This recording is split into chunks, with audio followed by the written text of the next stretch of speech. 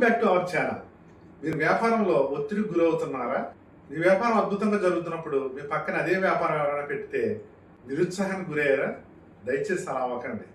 అంటే వ్యాపారం అనేది మహాసముద్రం లాంటిది. ఈ మహాసముద్రంలో వారి సామర్థ్యాన్ని బట్టి వారు వ్యాపారాన్ని చేస్తారు. ఉదాహరణకి మహాసముద్రం అని ఎందుకన్నానంటే, సముద్రంలోంచి వాటర్ తీసుకురావడం మనం వెళ్ళినప్పుడు చిన్న చెంబుతో వెళ్తే చెంబుడు వాటర్ తెచ్చుకోవచ్చు.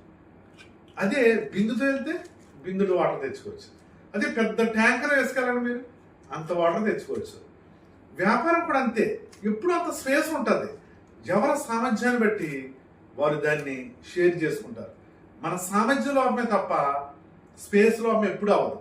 ఎందుకంటే ఉన్న స్పేస్ని నీ సామర్థ్యంతో నువ్వు పంచుకో. అప్పుడు నీవు ఎదుటివాడికి పోటీ అవుతావు తప్ప ఎదుటి నీకు పోటీ అవ్వదు. అర్థమవుతుందా?